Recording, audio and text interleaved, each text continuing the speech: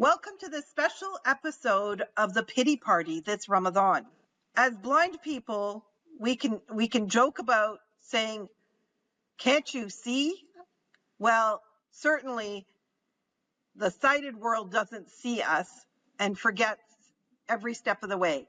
In today's episode, we are going to talk about accessibility in Ramadan, accessibility at your local Islamic center. How are we including disabled people from the perspective of two blind people? Here we are, our Ramadan special, talking about accessibility for people with disabilities in our community during Ramadan and Eid celebrations. And we are talking to our special guest, our resident Imam I'm at special. DEEN Support Services, Imam Malik Clare, aka Abu Hafsa. Welcome, Malik. Thank you very much. Assalamu alaikum wa rahmatullahi wa barakatuh. I am the. So Sorry. Go ahead. so Imam Malik, I'm just going to ask you Yes. some questions, and we're just going to have an informal chat here. Some Uh, poignant questions. some Poignant poignant propository questions. questions. Yeah, mashallah. Yes. So really quickly, you wanna tell people who you are, your lived experience of disability, and all that good stuff. Alhamdulillah. Born totally blind. Grew up in eastern part of Canada. Born in Newfoundland. Grew up in Nova Scotia. Took my shot in 1996. And the bumps and stuff continue on since then, alhamdulillah. Yep. Okay. And so tell me about your work, your passion. What do you do? What do you do? What have you been doing since you took your Shahada? Since I took my shot, I mean that's 20, almost 30 years ago. I've been trying my best to work within the Muslim community and hopefully increase accessibility for of Islam for new Muslims as well as for the people that might be just new to Islam. I've been traveling up and down the world since about 1998. We live now just outside of Toronto in a place called Oakville, as people might know. And since around October-ish, I've been working with DEEN Support Services here. Okay, awesome. So we wanted to talk about accessibility, and now we're both blind, uh, you know, due to different types of eye conditions. We both have lived experience of a lifetime of accessibility in society and in particular within our mosques. And we want to talk about what Ramadan looks like for us and for other disabled people. So, um, Imam Malik, can you tell me about your experience of, uh, going to the mosque, experiencing Ramadan, Taraweeh, Iftar, and Eid celebrations? Can you talk a little bit about that? What does that look like for you? What are some highs and what are some lows? What are some challenges that you might encounter? I mean, for me, often the biggest barrier is the attitudes in our community. We like to think that Muslims are enlightened because of our, belief systems. Islamic tradition certainly doesn't marginalize disabled people. In fact, Surah Abasa highlights the fact that it's piety that measures people and not, their wealth, their nobility, their abilities. So a person with a disability can be as important as anybody else. And given that example set in the Quran and then followed through by the Prophet, even going back to Ibn Maktoum, Abdullah ibn Maktoum being the blind man referenced in Surah Abasa, being given responsibilities and so much in Islamic tradition as an example. Let's talk about what happens in modern day Muslim community when it comes to the inclusion of people with disabilities. I know I've certainly had many experiences of being excluded because of attitude. Yeah, I mean, it starts really, as you said, it starts with the attitudes and it starts with the board members. Most or an alarming number of mosques are built in Toronto and in Canada, and disabled people or people with disabilities are not even considered. I would say an afterthought, but I don't even think we've been thought about afterwards by most of these places. And it starts from the boards. The boards know very little or nothing about disabled people or people with disabilities, except the traditions that they may have brought from back home, right? So they just know about blind people begging. They just know about people with disabilities being miskeen. And that's the attitude that's carried on into these places that are built supposedly for the worship of Allah. At the same time, we are excluded, and it's not even like a thing where it's we're sorry you're excluded. It's like, no, we've never even thought of you. And this is the problem. They don't even think of us. We're not thought of as an afterthought, forethought, pre-thought, post-thought, any kind of thought whatsoever. And that's where it starts, with these incompetent boards and the way that they've run things since they've got here. When it comes to this issue of service dogs, we don't have any education about service dogs. I learned more about service dogs when I went and visited Morocco than I learned from the Muslims here for the past almost 30 years. We have no issues when it comes. We have no accessibility when it comes to ramps, when it comes to wheelchairs. I've heard stories of brothers being asked to actually be carried through the mosque. Can you imagine someone having to leave his wheelchair? And this is not a small mosque that's built in someone's basement somewhere. This is one of the bigger ones that take money from people every day. That he was asked to get out of his wheelchair because the wheels might be najasa. So when the brother said he couldn't get out of his wheelchair, one of the brothers, and how belittling is this, offered to carry him through the masjid. Can you imagine someone actually carrying you through the masjid? Going there and not having anything to read, not having any braille materials whatsoever. This egregious transgression against people with disabilities has been going on since I took my shahada. It's not that Islam isn't enlightening. It certainly is, but we are not enlightened by it. So tell me, what's one particular example that happened to you, maybe that still sits in your mind? I'm pretty mouthy, so there's quite a few, but I also run my mouth a bit, and I've been known to smarten people up quite quickly. Um, People like to do things without asking. So if you're not necessarily straight in the rows, people won't say, "Okay, I'm gonna help you straighten." They'll just straighten you by grabbing you, or by just like just putting their hands on you. Now, I'm not a small guy, and if someone grabs me, they're gonna know not to do that right away. And so for my situation, as being someone who is a bit boisterous and a bit, obnoxious, quite frankly, I haven't had as much as somebody who's a bit more soft spoken. When it comes to my situation, it's more of an issue of dealing with boards and being asked to raise money for these places, not being included in them. And what about just the experience of Ramadan? I mean, for me, I know that when I go, I always have to make sure somebody's with me who can guide me. Because things are very hectic, very busy. Things get moved around. Like, shoes are a big disaster. Like, I put away my shoes, I may not find them in the same spot because somebody took the liberty to move them. I go and Yeah, that's always yeah, fun. I go and line up. I used to bring my shoes in a bag. I would actually bring them and carry them with me, because I mean I don't like to leave my shoes in the masjid. Not because of disability, but because some of the places I've been to, people steal them. So I just like to put my shoes in a small bag.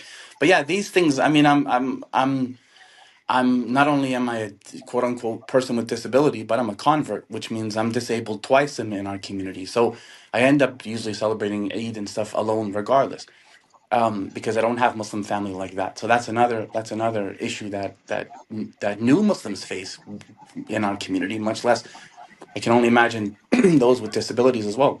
So But at the same time, moving things, shoes, the roads, a lot of that could be remedied if we actually, if we close the gaps and stuff. But being dragged or pushed or pulled in such a way is you'd never pull a person like that. You wouldn't even pull an animal like that. Grab an animal and just pull them to where you want them to be. It's education, a lot of it. I actually hate being moved. Like when I am standing to pray, if somebody else has decided to leave beside me or move over or move ahead, I don't I don't want somebody person handling me. and moving me somewhere, because I'm in this particular location. I know where the exit is from it. I have my purse or my water bottle sitting next to me. I kind of know my environment, and when somebody decides to move me, I'm suddenly disoriented, and I don't think people realize the impact of that. So again, you're Not only, absolutely right. yeah, the impact and the insult of it as well. Like how many people, like if you want someone to move, you'd say, "Yafsahu," like, could you move up, please? Like you'd say that to someone. You wouldn't just grab a sighted person and just move them, Oh, I think in some cases or they do grab that someone too. and just physically. Amongst Well, I mean, I had a brother do that, and I didn't know what he was doing, and I wrestled since I was 9 years old. I wrestled from the age of 9 to 29. So when a brother grabbed me, I just put him over my shoulder. Like I picked him up over and his head was going one way and his feet were going the other way. And I'm like, heads or tails? That's what I told him. And he's put me down, put me down, put me down, put me down. And if I mention him to you, he's a very common nasheed artist in our city. I won't mention his name, but he's very, very famous, mashallah. And I said, don't ever grab me again. When I was a little kid, I had a taxi driver do the same thing. Maybe he was grabbing me to get in his taxi or whatever, and my head instinctively went back.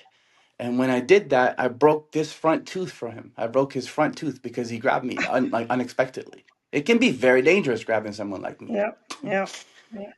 So that's the thing, and I'm not even sorry, because don't put your hands on me. That's very simple. It's not hard. It's not uncomplicated. It's very So easy. Do not put your so the hands on tip me. is talk to me. Absolutely. The tooth you save may be your own. Speak to me. That's the key. Speak to me, or you'll be speaking like this after a while. So how do Because that man's tooth was broken in his hand. He told me I had it, and he's like, "Yeah, you broke my tooth. So you shouldn't put your hands on me." so tell me about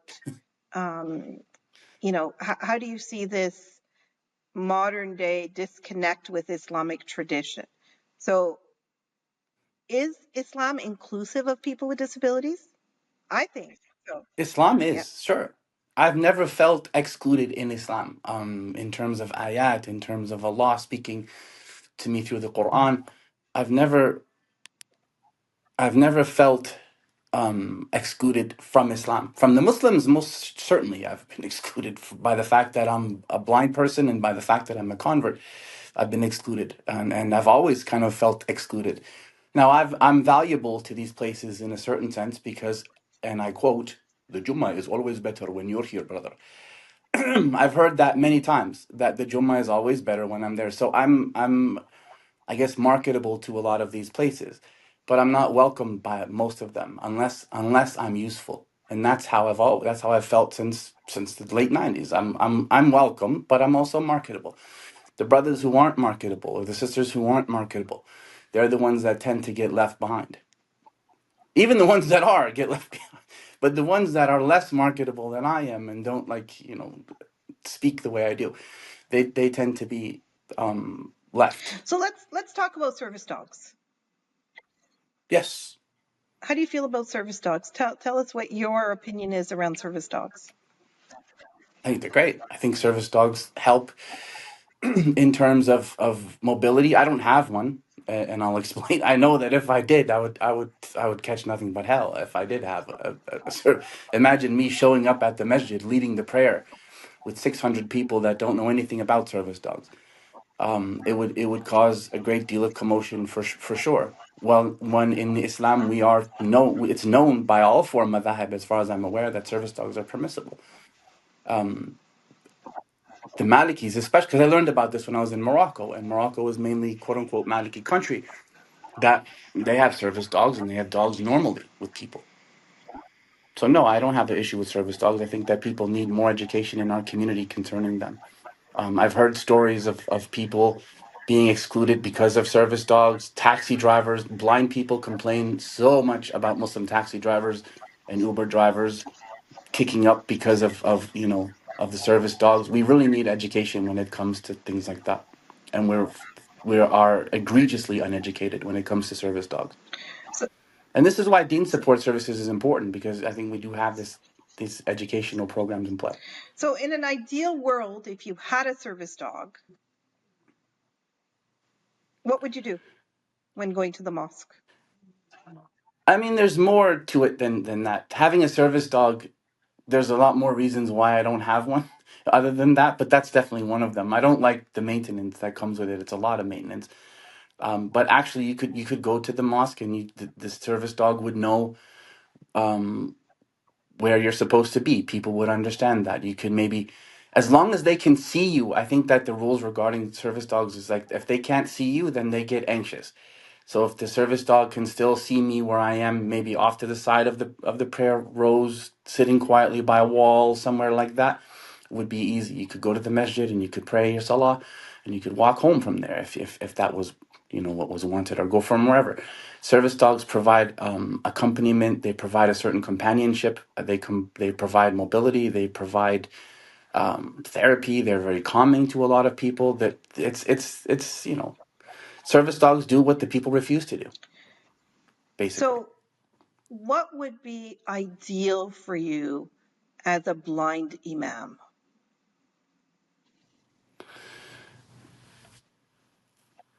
Ideal for me would be just a place where people either know things or are taught them about us, about people with disabilities, not just blind people. I mean, I'm sure people who can't hear have other hearing loss and other issues that they have to, but a place where all of us can kind of be heard and seen when it comes to stuff like that. It won't just be when you mention it, they just, no problem. I'm sorry, brother. I'm sorry. And that's all it is. It's this constant thing of, I'm sorry, I'm sorry. We don't want to fix the incompetence. We just want to apologize for it.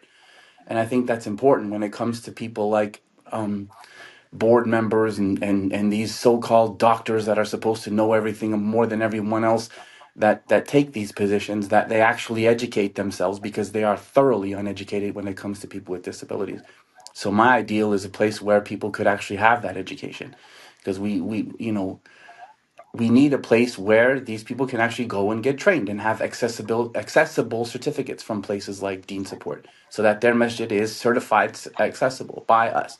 I think that's important. And when it comes to people with disabilities, we need to have our own voices, because again, I've been here for almost 30 years and they haven't even started it yet.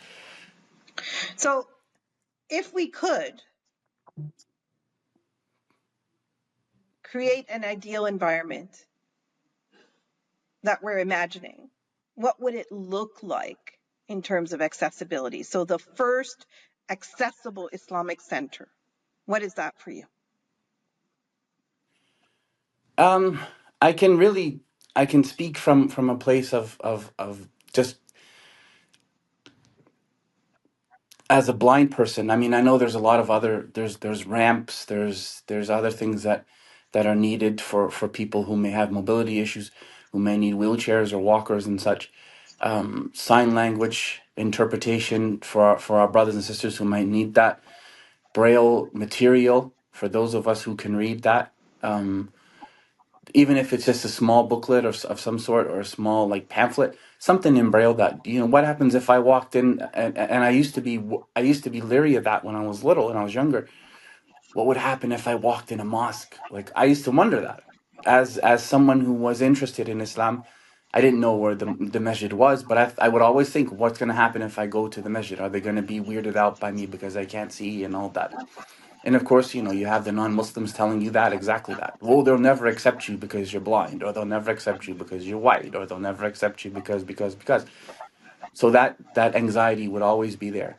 In a place where accessibility is celebrated, and diversity and disability is celebrated, that wouldn't be the case. People would be educated and warm, welcoming, with the braille material, and if not, just even a kind word. Okay, we understand you might need, just let us know about your mobility and what you need and what you don't need. Do just ask, really. Just a place where they would ask what you need, as opposed to just assuming that they know all the time and grabbing you physically and doing all these things. So Malik, at um the Muneeba Centre that we're reconstructing, we are yes. dreaming of creating a small scale accessible Islamic center. And that does mean that, entranceways will be accessible. There'll be, ramps, elevator. Maybe it's, imagine this, a prayer space that's not carpeted.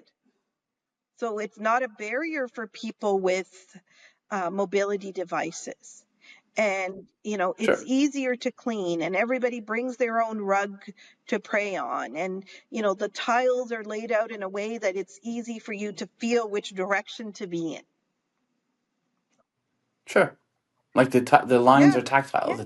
Some masjids do that with tape, which makes it a lot easier. But then again, if someone has mobility issues and they have wheelchairs and such, then that might be Yeah. complicated. So some places do have tape, and that makes it easier. Yeah. But But you're that's right. I kind mean, of, if we had tiles, it would it's be kind easier of to clean, wouldn't it? aesthetically silly to put tape down, right? Like it has to be built into the design.